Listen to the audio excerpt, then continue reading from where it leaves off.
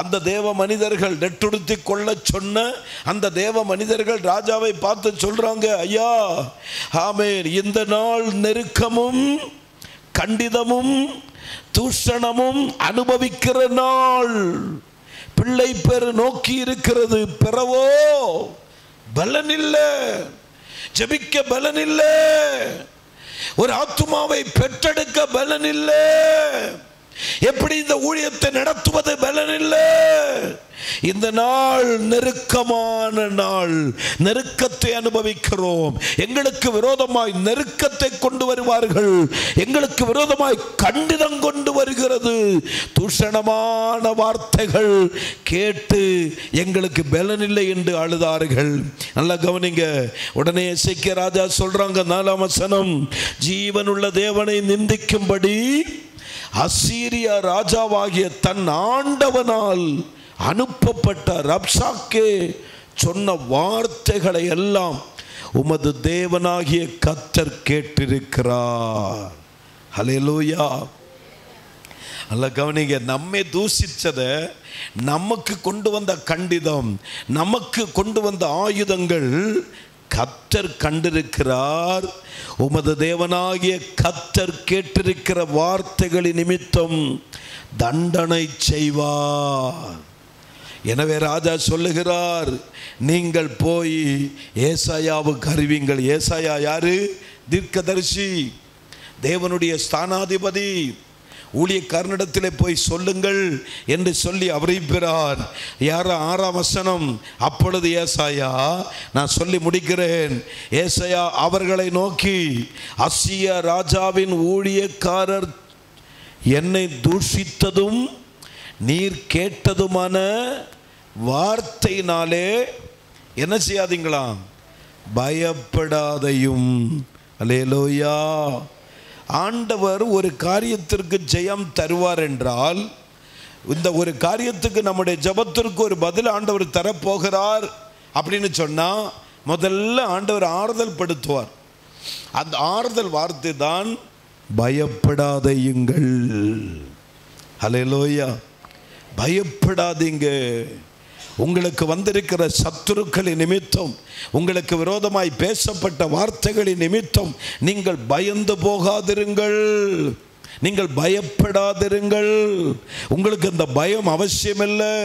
நீங்கள் தேவனுடைய பிள்ளைகள், நீங்கள் ஜெபிக்கிறவர்கள், நீங்கள் பயப்படாதீங்கள் என்று சொல்லி 7ஆம் வசனம் படிக்கிறேன். இதோ அவன் ஒரு செய்தியை கேட்டு தன் தேசத்துக்கு திரும்புவதற்கான ஆவியை நான் அவனுக்குள் அனுப்பி. எப்படி? சத்துரு ஒரு செய்தியை கர்த்தர் கேட்க பண்ணுவாராம். வேதாகமத்தில் அப்படி பல அடையாளங்கள் இருக்கிறது. ஸ்தோத்திரம். கிதியோன் பார்த்தா ஏராளமான ஜனக்கூட்டம் பட்டயங்களோடு இருக்கிறாங்க பள்ளத்தாக்கில். கிதியோனுக்கு பின்னாடி நிற்க ஒருவருமே இல்லை. கிதியோன் பயந்து நின்றார். 3ஆம் நாள் கர்த்தர் கிதியோனை கூப்பிட்டு, எப்பா நீ என் கூட வா, நீ இன்னும் பயந்துட்டு தானே இருக்கிறாய், கொஞ்சம் அந்த பக்கம் தள்ளிப்போ, அவங்க 2 பேரும் பேசுகிற வார்த்தை கேள் அப்படின்னு சொல்லி இந்த கிதியோன் போய் ஒட்டு கேட்குறார். ஒட்டு கேட்கும்போது 2 பேரும் பேசுகிறாங்க. என்ன பேசுகிறாங்க தெரியுமா? கவனிங்க. 2 பேரும் நின்று பேசுகிறாங்க. என்ன வார்த்தை? ஐயா, நான் நேற்று ஒரு சொப்பனம் கண்டேன். அதிலே ஒரு பெரிய வார்கோதுமை அப்பம் உருண்டு வந்து மேலே மலையிலிருந்து உருண்டு வந்து அப்பம் உருண்டு வருமா. நம்ம ஊர் இட்லின்னா கூட பரவாயில்ல, கொஞ்சம் ரவுண்டு இருக்கும். பரோட்டையும் ரவுண்டு இல்லை. நீங்கள் சொல்கிற அப்பம் ரவுண்டாக இருக்குமா? சரிக்கிறீங்க, அப்போ சரியாக வராதுன்னு சொல்கிறீங்க. தோசையும் ரவுண்டாக வராது, சப்பாத்தியும் ரவுண்டாக வராது, பூரி போட்டாலும் என்ன வராது. இங்கே ஒருத்தர் சொப்பனம் கண்டு சொல்கிறார், ஒரு பெரிய ரவுண்டு அப்பம். ஆமேன், அது உருண்டு மலையிலிருந்து உருண்டு வருமா. சோத்திரம். அப்போ உருண்டு வந்து அந்த பெரிய அப்பன் நம்ம அந்த கூடாரத்தின் மேலே விழுந்து நம்மளை எல்லாரையும் அழிச்சு போட்டது அப்படின்னு சொல்கிறார் அவன். உடனே பக்கத்தில் கேட்டு நின்னவன் சொல்கிறாங்க, ஐயா அது நீர் கண்ட அப்பம் யாரு தெரியுமா? கிதியோன். அவன் கரை நமக்கு விரோதமாக எழும்ப தொடங்கிச்சு அப்படின்னு சொல்லி அத்தனை ஜனங்களும் பயந்து ஓடி போயிட்டாங்க. தெய்வ பிள்ளையே, கர்த்தர் சொல்றார், இதோ அவன் ஒரு செய்தியை கேட்டு தன் தேசத்துக்கு திரும்புவதற்கான ஆவியை நான் அவனுக்குள்ளே வைப்பேன் என்று கர்த்தர் சொல்லுகிறார். உங்களுக்கு விரோதமாக எழும்புகிற ஆயுதங்கள் வாய்க்காதே போகும் என்று கர்த்தர் சொல்லுகிறார். உங்களுக்கு விரோதமான வார்த்தைகளை கேட்டு பயப்படாதீங்கள். அவன் ஒரு செய்தியை கேட்கும்படி செய்வார். நான் அவனுக்குள்ளே திரும்பி போவதற்கான ஒரு ஆவியை கட்டளையிடுவேன். உங்களுக்கு விரோதமாக எழும்பி நிற்குதோ, உங்களுக்கு விரோதமான மந்திரவாதங்கள் செய்கிறாங்களோ, உங்களுக்கு விரோதமான காரியங்கள் நடப்பிக்கிறார்களோ, சோர்ந்து போகாதீங்கள். உங்களுக்காக தேவன் யுத்தம் நடப்பிக்க வல்லமையுள்ள கர்த்தராயிருப்பார். அல்லேலூயா.